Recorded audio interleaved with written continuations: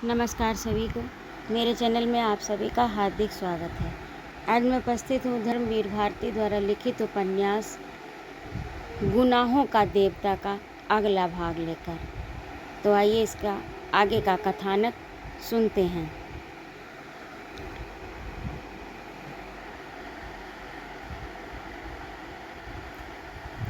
Station पर भी सुधा बिल्कुल शांत रही। सुधा और कैलाश के लिए सेकंड क्लास में एक बर्थ सुरक्षित थी, बाकी लोग ड्यूढ़े में थे। शंकर बाबू ने दोनों को उस डिब्बे में पहुंचाया और बोले, कैलाश तुम जरा हमारे साथ आओ।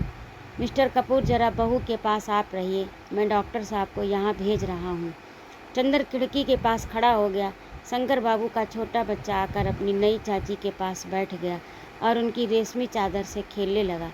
चंदर चुपचाप खड़ा था। सहसा सुधा ने उसके हाथों पर अपना मेहंदी लगा हाथ रख दिया और धीमे से कहा, चंदर। चंदर ने मुड़कर देखा तो बोली, अब कुछ सोचो मत, इधर देखो। और सुधा ने जाने कितने दुलार से चंदर से कहा, देखो विनती का ध्यान रखना, उसे तुम्हारे ही भरोसे छोड़ रही हूँ। और सुनो, पापा को रात को सोते वक्त दूध में ओवल्टीन जरूर दे देना। खाने पीने में गड़बड़ी मत करना। ये मत समझना कि सुधा मर गई तो फिर बिना दूध की चाय पीने लगो। हम जल्दी से आ जाएंगे। पम्मी का कोई खत आए तो हमें लिखना। इतने में डॉक्टर साहब और कैलाश आ गए। कैलाश कंपार्टमेंट के बाथरूम में चला गया। डॉक्टर साहब आए और सुधा के सिर पर हाथ रखकर बोले, बेटा आज तेरी माँ होती तो कितना अच्छा होता। और देख, महीने भर में बुला लेंगे तुझे, यहाँ घबराना मत। गाड़ी ने सीटी दी। पापा ने कहा, बेटा अब ठीक से रहना, भावुकता या बचपना मत करना, समझी। पापा ने आंखों से रूमाल लगा लिया। विवाह बहुत बड़ा उत्तरदायित्व है। अब तुम्हारी नई जिंदगी है। अब तक बेटी थी, अब बहू हो। सुधा बोली, पापा तुम्हारा ओवल्टीन का डिब्बा शीशे वाली मेज पर है, उसे पी लिया करना। और पापा बिनती को गांव मत भेजना। चंदर को अब घर पर ही बुला लो, तुम अकेले पड़ गए, और हमें जल्दी बुला लेना। गार्ड ने सीटी दी। कैलाश ने जल्दी से डॉक्टर साहब के पैर छुए, चंदर से हाथ मिला लिया। सुधा बोली, चंदर ये पुर्जा बिनती को दे देना, और देखो मेरा नतीजा निकले तो तार देना। गाड़ी चल पड़ी। अच्छा पापा, अच्छा चंदर। सुधा ने हाथ जोड़े, खिड़की पर टिक कर रोने लगी। बार बार आंसू पोंछ पोंछ कर देखने लगी। गाड़ी प्लेटफार्म के बाहर चली गई तब चंदर मुड़ा। उसके बदन में पोर पोर में दर्द हो रहा था। वह कैसे घर पहुंचा उसे मालूम नहीं। चंदर को हफ्ते भर तक होश नहीं रहा। शादी के दिनों में उसे एक नशा था जिसके बल पर वह मशीन की तरह काम करता गया। शादी के बाद इतनी भयंकर थकावट उसकी नसों में कसक उठी कि उसका चलना फिरना मुश्किल हो गया। वह अपने घर से होटल तक खाना खाने नहीं जा पाता था, बस पड़ा पड़ा सोता रहता। सुबह 9 बजे सोता, 5 बजे उठता, थोड़ी देर होटल में बैठकर फिर वापस आ जाता, चुपचाप छत पर लेटा रहता, फिर सो जाता। उसका मन एक उजड़े हुए नीड़ की तरह था जिसमें से विचार, अनुभूति, स्पंदन और रस के विहंगम कहीं दूर उड़ गए थे। लगता था जैसे वह सब कुछ भूल गया है। सुधा, बिनती, पम्मी, डॉक्टर साहब, रिसर्च, थीसिस, सब कुछ, ये सब चीज़ें कभी कभी उसके मन में नाच जाती। लेकिन चंदर को ऐसा लगता कि किसी ऐसी दुनिया की चीज़ें हैं जिसको वह भूल गया, जो उसके स्मृति पटल से मिट चुकी है। कोई ऐसी दुनिया जो कभी थी, कहीं थी, लेकिन किसी भयंकर जल प्रलय ने जिसका कण कण ध्वस्त कर दिया। उसकी दुनिया अपनी छत तक सीमित थी। छत के चारों ओर की ऊंची दीवारों और उन 4 दीवारों से बंधे हुए आकाश के चौकोर टुकड़ों तक ही उसके मन की उड़ान बंध गई। उजाला पाक था। पहले वह लुब्धक तारे की रोशनी देखता, फिर धीरे धीरे चांद की दूधिया रोशनी सफ़ेद कफन की तरह छा जाती। वह मन में थके हुए स्वर जैसे चांदनी को ओढ़ता हुआ सा कहता, सो जा मुर्दे सो जा। छठे दिन उसका मन ठीक हुआ। थकावट जो एक केंचुल की तरह उस पर छाई हुई थी, धीरे धीरे उतर गई। उसे लगा जैसे मन में कुछ टूटा हुआ दर्द कसक रहा है। ये दर्द क्यों है, कैसा है, ये उसके कुछ समझ में नहीं आता। 5 बजे थे लेकिन धूप बिल्कुल नहीं थी। पीले उदास बादलों की एक झीनी तह ने ढलते हुए आषाढ़ के सूरज को ढक लिया था। हवा में एक ठंडक आ गई थी। लगता है झोंके किसी वर्षा के देश से आ रहे हैं। वह उठा, नहाया और बिनती के घर चल पड़ा। डॉक्टर शुक्ला लॉन पर हाथ में किताब लिए टहल रहे थे। 5 दिनों में जैसे वे बहुत बूढ़े हो गए थे। बहुत झुके हुए से निस्तेज चेहरा, डबडबाई आँखें, चाल में जैसे उम्र थक गई हो। उन्होंने चंदर का स्वागत भी उस तरह नहीं किया जैसे पहले करते थे। सिर्फ इतना बोले, चंदर 2 दफ़े ड्राइवर को भेज कर बुलाया तो मालूम हुए तुम सो रहे हो, अब अपना सामान यहीं ले आओ। और वे बैठ कर किताब उलट पलट कर देखने लगे। अभी तक वे बूढ़े थे, उनका व्यक्तित्व तरुण था। आज लगता था जैसे उनके व्यक्तित्व पर झुर्रियाँ पड़ने लगी हैं। उनके व्यक्तित्व की कमर भी झुक गई थी। चंदर कुछ नहीं बोला, चुपचाप खड़ा रहा। सामने आकाश पर एक अजब सी जर्दी छा रही थी। डॉक्टर साहब ने किताब बंद की और बोले, सुना है कॉलेज के प्रिंसिपल आ गए हैं, जाऊं जरा उनसे तुम्हारे बारे में बात कराऊं। तुम जाओ, सुधा का खत आया है बिनती के पास। बुआ जी हैं? चंदर ने पूछा। नहीं, आज ही सुबह तो गई। हम लोग कितना रोकते रहे लेकिन उन्हें कहीं और चैन ही नहीं पड़ता। बिनती को बड़ी मुश्किल से रोका मैंने और डॉक्टर साहब गैरेज की ओर चल पड़े। चंदर भीतर गया। सारा घर इतना सुनसान, इतना भयंकर सन्नाटा कि चंदन के रोए रोए खड़े हो गए। शायद मौत के बाद का घर भी इतना नीरव, इतना भयानक न लगता होगा जितना ये शादी के बाद का घर। सिर्फ रसोई से कुछ खटपट की आवाज़ आ रही थी। बिनती, चंदर ने पुकारा। बिनती चौके में थी, वह निकल आई। बिनती को देखते ही चंदर दंग हो गया। ये लड़की इतनी दुबली हो गई जैसे बीमार हो। रो रो कर उसकी आंखें सूज गईं, ओंठ मोटे पड़ गए। चंदर को देखते ही उसने कढ़ाई उतार कर नीचे रख दी। बिखरी हुई लटें सुधार कर, आंचल ठीक कर बाहर निकल आई। कमरे से खींच कर एक चौकी आंगन में डालकर चंदर से बहुत उदार स्वर में बोली, बैठिए। घर कितना सूना लग रहा है बिनती, तुम अकेले कैसे रहती हो? चंदर ने कहा। बिनती की आंखों में आंसू छलछला आए। बिनती, रोती क्यों हो? छी, मुझे देखो, मैं कैसे पत्थर बन गया। क्यों, तुम तो इतनी अच्छी लड़की हो। चंदर ने बिनती के कंधे पर हाथ रख कर कहा। बिनती ने आंसू भरी पलकें चंदर की ओर उठाईं और बड़े ही कातर स्वर में कहा, आप देवता हो सकते हैं लेकिन हर एक तो देवता नहीं है। फिर आपने कहा था आप आएंगे बराबर, पिछले हफ्ते से आए भी नहीं। यह भी नहीं सोचा हमारा क्या हाल होगा। रोज़ सुबह शाम कोई भी आता तो हम दौड़ कर देखते आप आए या नहीं। दीदी आपकी थी, बस उन तक आपका रिश्ता था, हम तो आपके कोई नहीं। नहीं बिनती, इतने थक गए थे कि हम कहीं आने जाने की हिम्मत ही नहीं पड़ती थी। बुआ जी को जाने क्यों दिया तुमने? उन्हें रोक लेती, चंदर ने कहा। अरे वह थी तो रोने भी नहीं देती थी। मैं 2-3 दिन तक रोई तो मुझ पर बिगड़ी, महाराजन से बोली, हमने तो ऐसी लड़की ही नहीं देखी। बड़ी बहन का ब्याह हो गया तो मारे जलन के दिन रात आंसू बहा बहा कर अमंगल मनाती है। जब वक्त आएगा तभी शादी करेंगे, अभी ही किसी के साथ निकाल दूँ।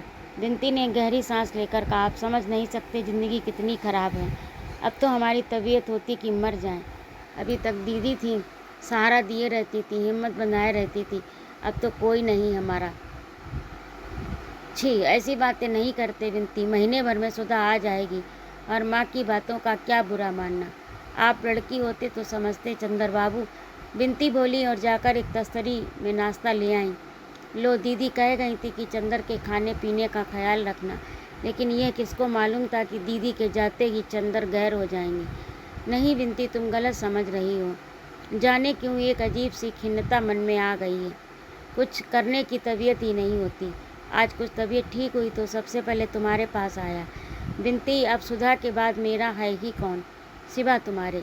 चंदन ने बहुत उदास स्वर में कहा। तभी ना उस दिन मैं बुलाती रह गई और आप यह गए बह गए, आँख से ओझल। मैंने तो उसी दिन समझ लिया था कि अब पुराने चंदर बाबू बदल गए। बिनती ने रोते हुए कहा। चंदर का मन भर आया, गले में आंसू अटक रहे थे। लेकिन आदमी की ज़िंदगी भी कैसी अजब होती है। मैं रो भी नहीं सकता, माथे पर दुख की रेखा भी झलकने नहीं दे सकता, इसीलिए कि सामने कोई ऐसा था जो खुद दुखी था और सुधा की थाती होने के नाते बिनती को समझाना उसका पहला कर्तव्य था। बिनती के आंसू रोकने के लिए वह खुद अपने आंसू पी गया। बिनती से बोला, लो तुम भी खाओ। बिनती ने मना कर दिया तो उसने अपने हाथ से बिनती को खिला दिया। बिनती चुपचाप खाती रही, रह रह कर आंसू पोंछती रही। इतने में महाराजिन आई। बिनती ने चौके के काम समझा दिए। चंदर से बोली, चलिए ऊपर चलें। चंदर ने चारों ओर देखा, घर का सन्नाटा वैसा ही था। सहसा उसके मन में एक अजीब सी बात आई।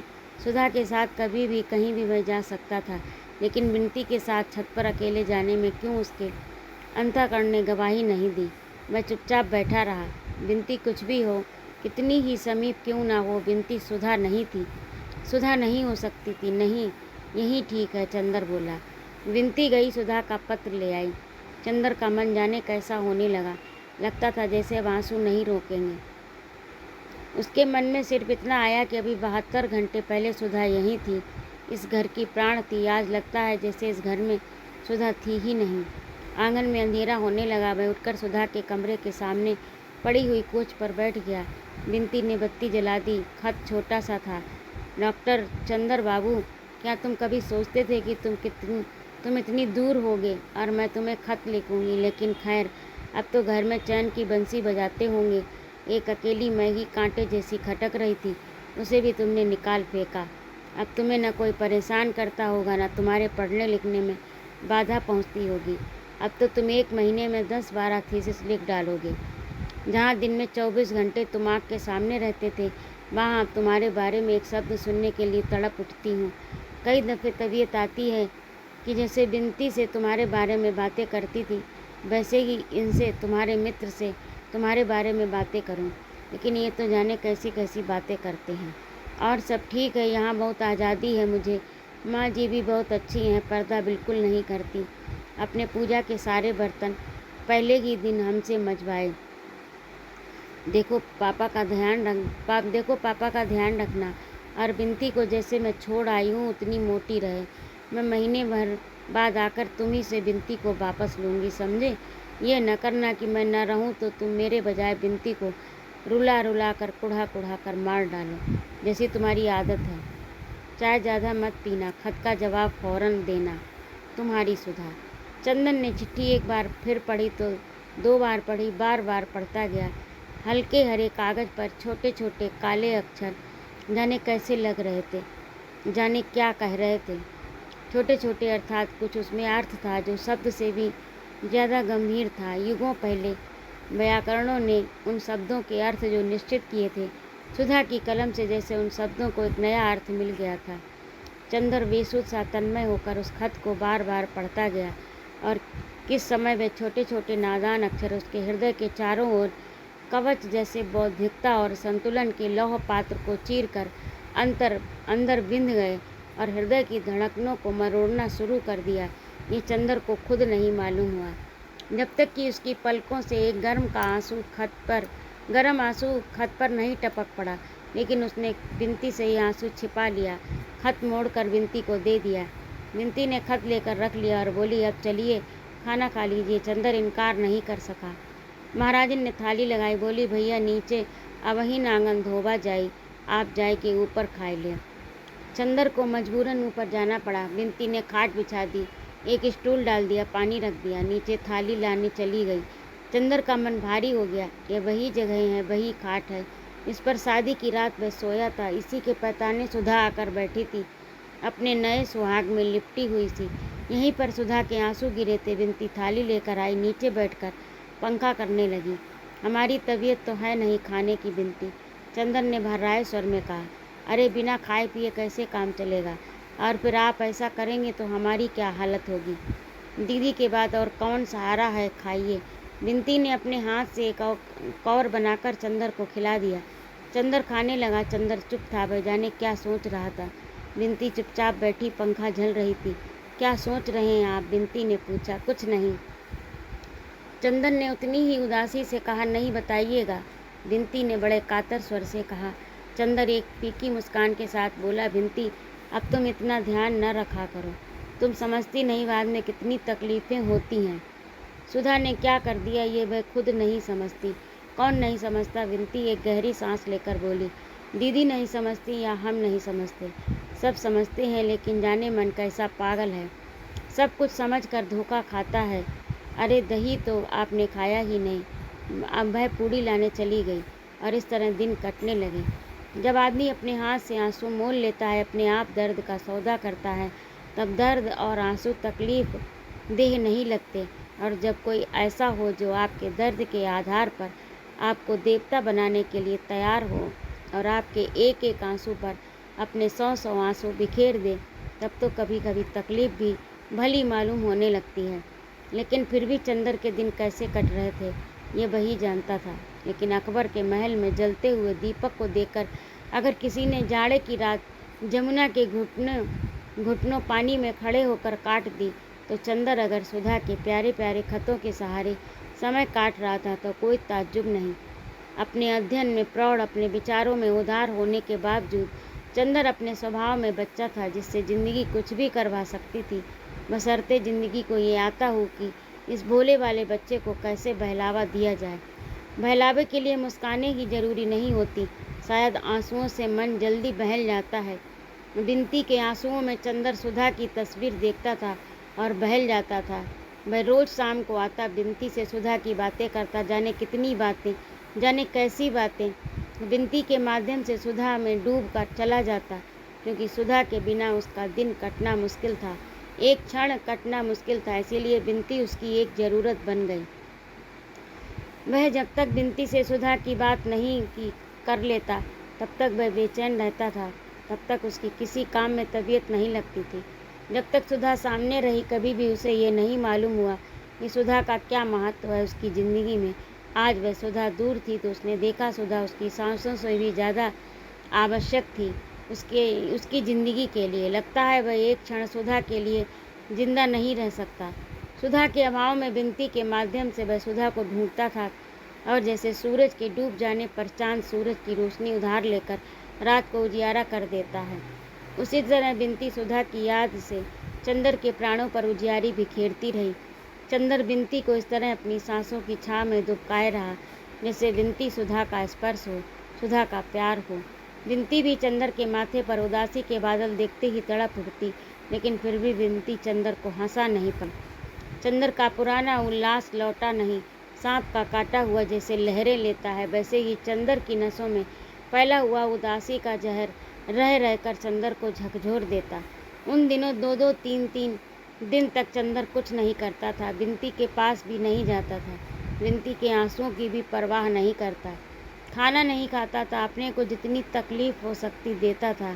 फिर ज्यों ही सुधा का कोई खत आता वह उसे चूम लेता, स्वस्थ हो जाता। बिनती चाहे जितना करे, लेकिन चंदर की इस भयंकर उदासी की लहरों को चंदर से छीन नहीं पाई। चांद कितनी कोशिशें क्यों न करे, वह रात को दिन नहीं बना सकता। लेकिन आदमी हंसता है, दुख दर्द सभी में आदमी हंसता है। जैसे हंसते हंसते आदमी की प्रसन्नता थक जाती है, वैसे ही कभी कभी रोते रोते आदमी की उदासी भी थक जाती है, और आदमी करवट बदलता है ताकि हंसी की छाँव में कुछ विश्राम कर फिर वह आंसुओं की कड़ी धूप में चल सके। ऐसी ही एक सुबह थी जब कि चंदर के उदास मन में आ रहा था कि थोड़ी देर हंस भी ले। बात यूँ हुई थी कि उसे शैली की एक कविता बहुत पसंद आई, सिर्फ जिसमें शैली ने भारतीय मलयज को संबोधित किया है। उसने अपना शैली किट्स का ग्रंथ उठाया, उसे खोला तो वही आम के अचार के दाग सामने पड़ गए जो सुधा ने शरारतन डाल दिए थे। बस वह शैली की कविता तो भूल गया, उसे याद आ गई आम की फाँक और सुधा की शरारत से भरी शोक आँखें। फिर तो एक के बाद दूसरी शरारतों से उठ कर चंदर की नसों को गुदगुदाने लगी। चंदर उस दिन जाने क्यों हंसने के लिए व्याकुल हो उठा। उसे ऐसा लगा जैसे सुधा की ये दूरी, ये अलगाव सभी कुछ झूठ है। सच तो वे सुनहले दिन थे जो सुधा की शरारतों से मुस्कुराते थे, सुधा के दुलार में जगमगाते थे, और कुछ भी हो जाए सुधा उसके जीवन का एक ऐसा अमर सत्य है जो कभी भी डगमगा नहीं सकता। अगर वह उदास है, दुखी होता है तो वह गलत है। वह अपने ही आदर्श को झूठा बना रहा है, अपने ही सपने का अपमान कर रहा है। और उसी दिन सुधा का खत भी आया, जिसमें सुधा ने साफ साफ तो नहीं पर इशारे से लिखा था कि वह चंदर के भरोसे की किसी तरह दिन काट रही थी। उसने सुधा को एक पत्र लिखा जिसमें वही शरारत, वही खिजाने की बातें थी जो वह हमेशा सुधा से करता था, लेकिन जिसे वह पिछले 3 महीने में भूल गया था। उसके बाद वह बिनती के यहाँ गया। बिनती अपनी धोती में क्रोशिया के बेल्ट टाँक रही थी। ले गिलहरी तेरी दीदी का खत, लाओ मिठाई खिलाओ। हम काहे को खिलाएं, आप खिलाइए जो खिले पड़े हैं आज, बिनती बोली। हम क्यों खिलाएं, यहाँ तो सुधा का नाम सुनते ही तबीयत कुढ़ जाती है। अरे चलिए, आपका घर मेरा देखा है, मुझसे नहीं बन सकते आप। बिनती ने मुँह चढ़ाकर कहा, आज बड़े खुश हैं? हाँ बिनती। एक गहरी सांस लेकर चंदर चुप हो गया। कभी कभी उदासी भी थक जाती है और मुंह झुकाकर बैठ जाती। क्यों, क्या हुआ? बिनती ने चंदर की बाह में सुई चुभो दी। चंदर चौंक उठा। हमारी शक्ल देखते ही आपके चेहरे पर मुहर्रम छा जाता है। अजी नहीं, आपका मुखमंडल देखकर तो आकाश में चंद्रमा भी लज्जित हो जाता होगा। श्रीमती बिनती विदुषी। चंदर ने हंसकर कहा। आज चंदर बहुत खुश था। बिनती लजा गई, फिर उसके गालों में फूल के कटोरे खिल गए। उसने चंदर के कंधे से फिर सुई चुभोकर कहा, आपको एक बड़े मज़े की बात बतानी है आज। क्या? फिर हंसिएगा मत और चढ़ाइएगा नहीं। बिनती बोली, कुछ तेरे ब्याह की बात होगी। चंदर ने कहा, नहीं ब्याह की नहीं, प्रेम की। बिनती ने हंसकर कहा और झेंप गई। अच्छा, गिलहरी को ये रोक कब से? चंदर ने हंसकर पूछा। अपनी माँ जी की शक्ल देखी है? न काट कर कुएं में फेंक देगी तुझे। अब क्या करें, कोई सिर पर प्रेम मढ़ ही दे तो। बिनती ने बड़े आत्मविश्वास से कहा। बड़े खुले स्वभाव की लड़की थी वह। आखिर कौन अभागा है वह, जरा नाम तो सुने। चंदर बोला, हमारे महाकवि मास्टर साहब। बिनती ने हंसकर कहा, अच्छा ये सब कब से है? तूने पहले तो नहीं बताया। अब तो जाकर हमें मालूम हुआ। पहले सोचा दीदी को लिख दें, फिर कहाँ वहाँ जाने किसके हाथ में चिट्ठी पड़े, सोचा तुम्हें बता दें। हुक्म क्या आखिर? चंदर ने पूछा। बात यही हुई कि पहले तो हम दीदी के साथ पढ़ते थे, अब तो मास्टर साहब कुछ नहीं बोलते थे। इधर जब से हम अकेले पढ़ने लगे तब से कविताएं समझाने के बहाने दुनिया भर की बातें करते रहे। एक बार स्कंदगुप्त पढ़ाते पढ़ाते बड़ी ठंडी सांस लेकर बोले, काश कि आप भी देवसेना बन सकती। बड़ा गुस्सा आया मुझे। मन में आया कह दूं कि मैं तो देवसेना बन जाती, लेकिन आप अपना कवि सम्मेलन का पेशा छोड़कर स्कंदगुप्त कैसे बन पाएंगे। लेकिन फिर मैंने कुछ कहा नहीं। दीदी से ये सब बातें कह दी। दीदी तो हैं ही लापरवाह, कुछ कहा ही नहीं उन्होंने। और मास्टर साहब वैसे अच्छे हैं, पढ़ाते भी अच्छा हैं, लेकिन ये फितूर जाने कैसे उनके दिमाग में चढ़ गया। बिनती बड़े सहज स्वभाव से बोली, इधर क्या हुआ? चंदर ने पूछा। अभी कल आए, एक हाथ में उनके एक मोटी सी कॉपी थी, दे गए। देखा वह उनकी कविताओं का संग्रह है और उसका नाम उन्होंने रखा है बिनती। अभी आते होंगे, क्या करें कुछ समझ में नहीं आता। अभी तक दीदी के भरोसे हमने सब छोड़ दिया था, मैं पता नहीं कब आएंगी। अच्छा लाओ वह संग्रह हमें दे दो, चंदर ने कहा, और बिसरिया से कह देना वह चंदर के हाथ पड़ गया। फिर कल सुबह तुम्हें मज़ा दिखलाएंगे। लेकिन हाँ, पहले ये बताओ कि तुम्हारा तो कुछ झुकाव नहीं है उधर, वरना बाद में कोसो। चंदर ने छेड़ते हुए कहा, अरे हाँ, मुसलमान भी हो तो बहना के संग कवियों से प्यार लगाकर कौन बवालत पाले। बिनती ने झेंपते हुए कहा। दूसरे दिन सुबह पहुंचा तो बिसारिया साहब पढ़ा रहे थे। बिसारिया की शक्ल कुछ मायूसी, कुछ परेशानी, कुछ चिंता थी। उसको बिनती ने बता दिया कि वह संग्रह चंदर के पास पहुंच गया। चंदर को देखते ही वह बोला, अरे कपूर, क्या हाल है? उसके बाद अपने को निर्दोष बताने के लिए फौरन बोला, कहो हमारा संग्रह देखा? हाँ देखा है, जरा आप इन्हें पढ़ा लीजिए, आपसे कुछ ज़रूरी बातें करनी हैं। चंदन ने इतने कठोर स्वर में कहा कि बिसरिया के दिल की धड़कनें डूबने सी लगी। वह कांपती हुई आवाज़ में बड़ी मुश्किल से अपने को संभालते हुए बोले, कैसी बातें कपूर, तुम कुछ गलत समझ रहे हो। कपूर एक उपेक्षा की हंसी हंसा और चला गया। डॉक्टर साहब पूजा करके उठे थे। दोनों में बातें होती रहीं। उनमें मालूम हुआ कि अगले महीने संभवतः चंदर की नियुक्ति हो जाएगी और 3 दिन बाद डॉक्टर साहब खुद सुधा को लाने के लिए शाहजहाँपुर जाएंगे। उन्होंने बुआ जी को पत्र लिखा कि यदि वह वहाँ आ जाएं तो अच्छा है, वरना चंदर को 2-3 दिन बाद यहीं रहना पड़ेगा, क्योंकि बिनती अकेली है। चंदर की बात दूसरी है, लेकिन और लोगों के भरोसे डॉक्टर साहब बिनती को अकेले नहीं छोड़ सकते। अविश्वास आदमी की प्रवृत्तियों को जितना बिगाड़ता है, विश्वास आदमी को उतना ही बनाता है। डॉक्टर साहब चंदर पर जितना विश्वास करते थे, सुधा चंदर पर जितना विश्वास करती थी, इधर बिनती उस पर इतना विश्वास करने लगी थी। उसके कारण चंदर के चरित्र में इतनी दृढ़ता आ गई थी कि वह फौलाद बन गया। ऐसे अवसरों पर जब मनुष्य को गंभीरतम उत्तरदायित्व सौंपा जाता है, तब स्वभावतः आदमी के चरित्र में एक विचित्र सा निखार आता है। ये निखार चंदर के चरित्र में बहुत उभर कर आया। यहाँ तक कि बुआ जी अपनी लड़की पर अविश्वास कर सकती थी, वह भी चंदर को देवता ही मानती थी। बिनती पर और चाहे जो बंधन हो, लेकिन चंदर के हाथ में बिनती को छोड़कर वह निश्चिंत थी। डॉक्टर साहब और चंदर बैठे बात कर रहे थे कि बिनती ने आकर कहा, चलिए मास्टर साहब आपका इंतज़ार कर रहे हैं। चंदर उठ खड़ा हुआ। रास्ते में बिनती बोली, हमसे बहुत नाराज़ हैं, कहते हैं तुम्हें हम ऐसा नहीं समझते थे।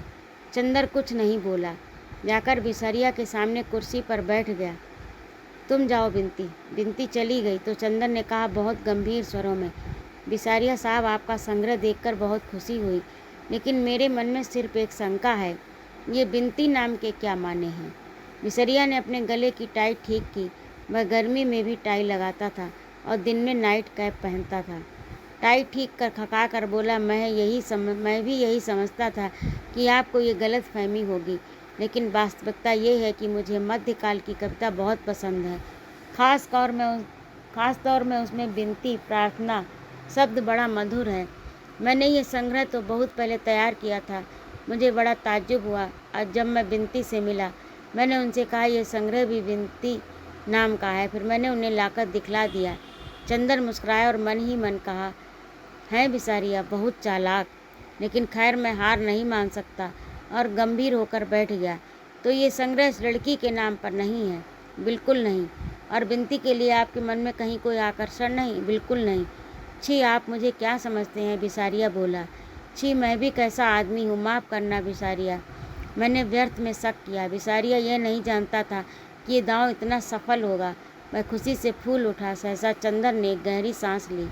क्या बात है चंदर बाबू? बिसारिया ने पूछा। कुछ नहीं बिसारिया, आज तक मुझे तुम्हारी प्रतिभा, तुम्हारी भावना, तुम्हारी कला पर विश्वास था, आज से उठ गया। क्यों?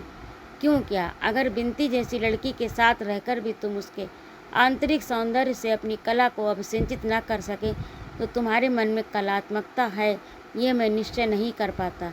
तुम जानते हो मैं पुराने विचारों पर संकीर्ण बड़ा बुजुर्ग तो हूँ नहीं, मैं भी भावनाओं को समझता हूँ। मैं सौंदर्य पूजा या प्यार को पाप नहीं समझता।